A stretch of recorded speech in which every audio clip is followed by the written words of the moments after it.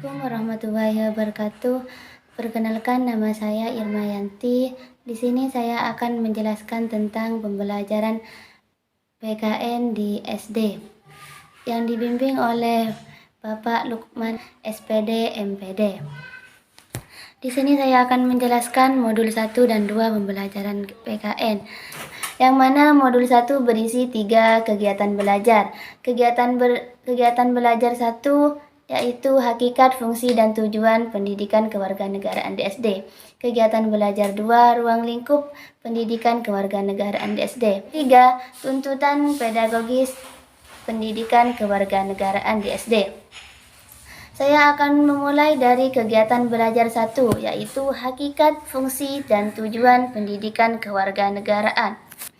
Nah, hakikat pendidikan kewarganegaraan dalam kurikulum SD tahun 1968, pendidikan kewarganegaraan mencakup sejarah Indonesia, geografis, dan civis. Dalam kurikulum SMP pada tahun 1968, PKN mencakup materi sejarah Indonesia dan tata negara. Sedangkan dalam kurikulum SMA pada tahun 1968, pendidikan kewarganegaraan lebih banyak berisikan materi tentang Undang-Undang Dasar 1945.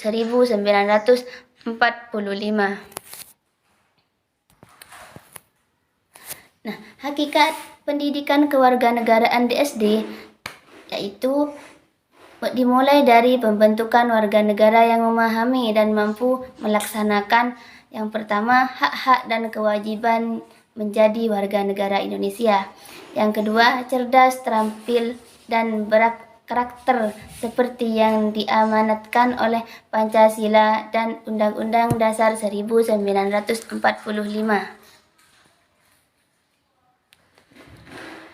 Fungsi pendidikan kewarganegaraan di SD yaitu ada 3. Yang pertama, pembukaan Undang-Undang Dasar 1945 alinea keempat. Yang kedua, Undang-Undang Nomor 20 Tahun 2003. Yang ketiga, Peraturan Pemerintah Nomor 19 Tahun 2005. Nah, fungsi pendidikan kewarganegaraan sebagai wahana kurikuler pengembangan karakter warga Indonesia yang demokratis dan bertanggung jawab.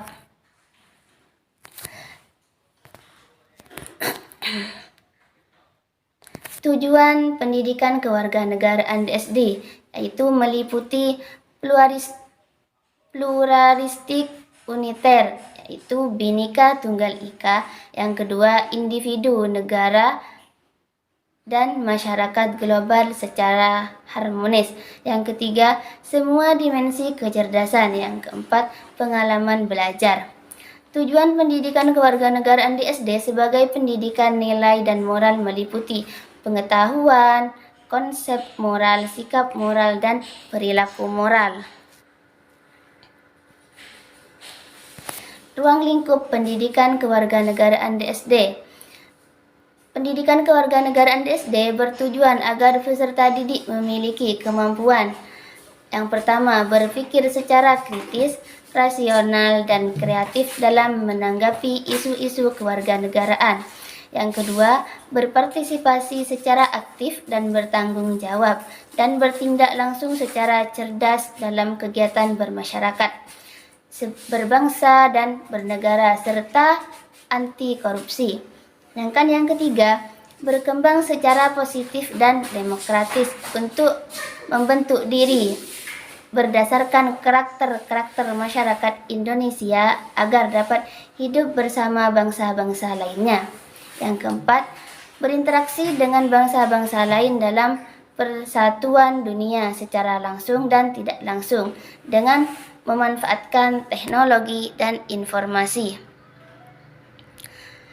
Berdasarkan Permendiknas Nomor 22 Tahun 2006, ruang lingkup mata pelajaran pendidikan kewarganegaraan untuk pendidikan dasar dan menengah meliputi aspek-aspek sebagai berikut. Yang pertama, persatuan dan kesatuan bangsa. Yang kedua, norma hukum dan peraturan. Yang ketiga, hak asasi manusia. Yang keempat, kebutuhan warga negara. Yang kelima, konstitusi negara. Yang kelima, konstitusi negara. Yang keenam, kekuasaan dan politik. Yang ketujuh, Pancasila. Sedangkan yang terakhir, globalisasi. Muatan pedagogis pendidikan kewarganegaraan di SD. Tuntutan pedagogis dalam modul ini diartikan sebagai pengalaman belajar learning experience yang sebagaimana diperlukan untuk mencapai tujuan pendidikan kewarganegaraan dalam pengertian ketuntasan penguasaan kompetensi kewarganegaraan yang tersurat dan tersirat dalam lingkup isi dan kompetensi dasar. Secara singkat, pendidikan kewarganegaraan dinilai sebagai mata pelajaran yang mengusung misi pendidikan nilai dan moral. Alasannya antara lain sebagai berikut. Yang pertama, materi PPKN adalah konsep-konsep nilai Pancasila dan Undang-Undang Dasar 1945. Yang kedua, sasaran belajar akhir pendidikan kewarganegaraan adalah terwujudnya nilai-nilai tersebut dalam perilaku nyata kehidupan sehari-hari. Yang ketiga, konsep pembelajaran menuntut tertibnya emosional, intelektual, dan sosial dari peserta didik dan guru. Nah, sekarang masuk di modul 2 yang Baca kada modul 2 dia bacaan. Kembali. Nah, sekarang masuk di modul 2 yang mana di modul 2 juga ada 3 kegiatan yang berisi karakteristik pendidikan kewarganegaraan sebagai pendidikan nilai dan moral.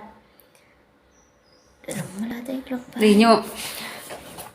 Sekarang kita masuki modul kedua. Modul kedua yaitu karakteristik PKN sebagai pendidikan nilai dan moral, di mana memuat 3 kegiatan. Iya, coba boleh ulang. Entang lah. Entang. Sekarang kita masuki modul kedua.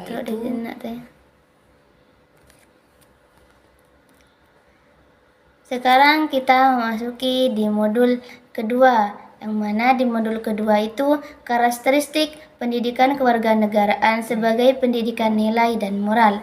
Di sini juga ada 3 kegiatan belajar. Kegiatan pertama, pendekatan pendidikan kewarganegaraan sebagai pendidikan nilai dan moral di sekolah dasar. Kegiatan belajar 2, pendidikan nilai dan moral dalam standar isi pendidikan kewarganegaraan di sekolah dasar. Sedangkan kegiatan belajar 3, hubungan interaktif pengembangan nilai dan moral dalam pendidikan kewarganegaraan. Pendekatan pendidikan kewarganegaraan sebagai pendidikan nilai dan moral di SD. Pendidikan nilai, Herman mengemukakan bahwasanya suatu prinsip yang mendasar, yaitu substansi nilai pribadi seseorang dimulai melalui belajar, tidak semata-mata ditangkap dan diajarkan, tetapi lebih jauh nilai dicerna dalam arti ditangkap, diinternalisasi dan dibakukan sebagai bagian yang melekat dalam kualitas.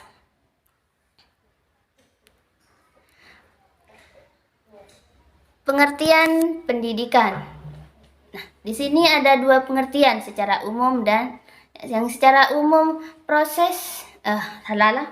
pengertian pendidikan secara umum, proses yang sengaja dirancang dan dilakukan untuk mengembangkan potensi individu dalam interaksi dengan lingkungannya sehingga dewasa dan dapat mengarungi hidup dengan baik dalam arti selamat di dunia dan di akhirat. Menurut pasal 1 butir 1 Undang-Undang Sidiknas.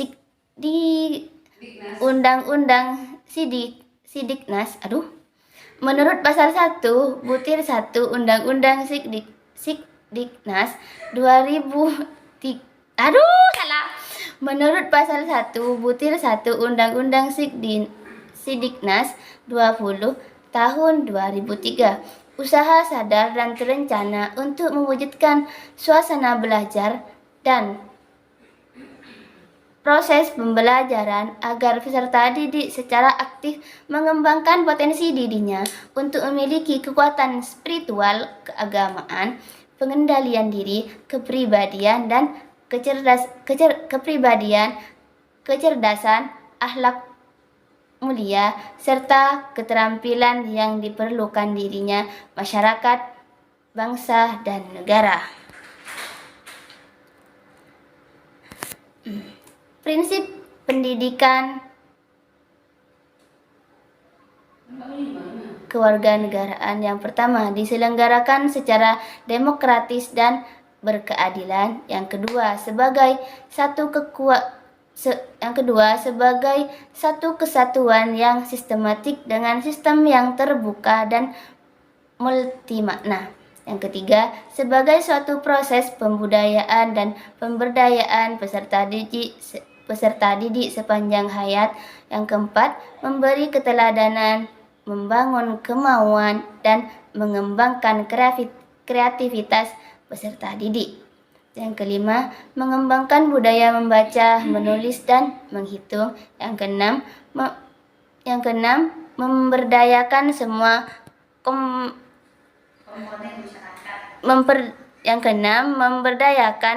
komponen masyarakat. Sekarang masuk di hakikat moral. Hakikat moral dalam pengembangannya diartikan sebagai kebiasaan dalam bertingkah laku yang baik dalam kehidupan bermasyarakat. Pendidikan nilai moral sudah berlangsung di dalamnya. Proses pendidikan yang memusatkan perhatian pada pengembangan nilai dan sikap dikenal dengan value education, ethics education, moral education, character education.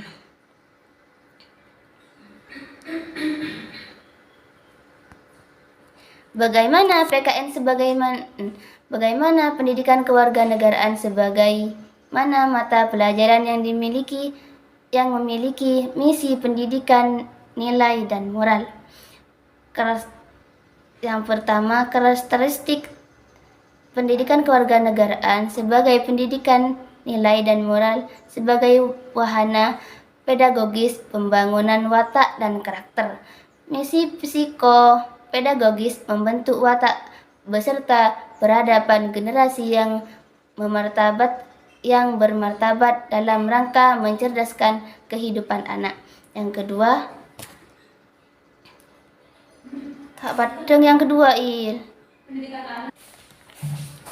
Pendidikan nilai merupakan suatu kebutuhan sosio-kultural yang mendesak bagi kelangsungan hidup yang berkeradaban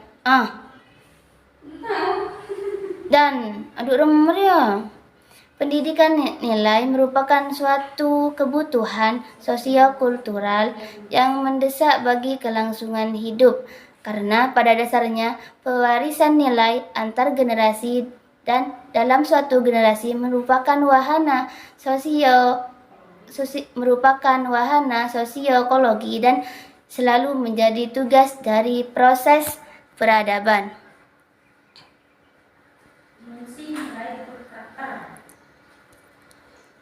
Dimensi nilai good karakter. Dimensi wawasan moral. Yang pertama, wawasan moral mencakup kemampuan mengambil pandangan orang lain. 2. Penalaran moral, mengambil keputusan. 3. Pemahaman diri sendiri. Yang kedua, kesadaran moral. Dimensi perasaan moral. Yang pertama, perasaan moral nurani. Dimensi perasaan moral ada 3. Yang pertama, perasaan moral nurani. Kedua, tahapan diri, empati, cinta kebaikan. Yang ketiga, kontrol diri, merasakan diri sendiri. Dimensi perilaku moral. Dibagi dua, yang pertama perilaku moral, yang kedua kompetensi, kemauan, dan kebiasaan. Pendidikan moral secara formal kurikuler di Indonesia itu berisi 4. Yang pertama, mencakup pendidikan sikap, keyakinan, perilaku dalam hubungan manusia dengan negaranya, masyarakatnya, dan bangsanya. Pendidikan agama mencakup sikap, keyakinan, dan perilaku dalam hubungan manusia dengan sang kholik, hubungan manusia dengan manusia lainnya, serta dengan alam. Bahasa dan seni mencakup pendidikan nilai yang menyangkut pemaknaan dan penghargaan terhadap harmoni,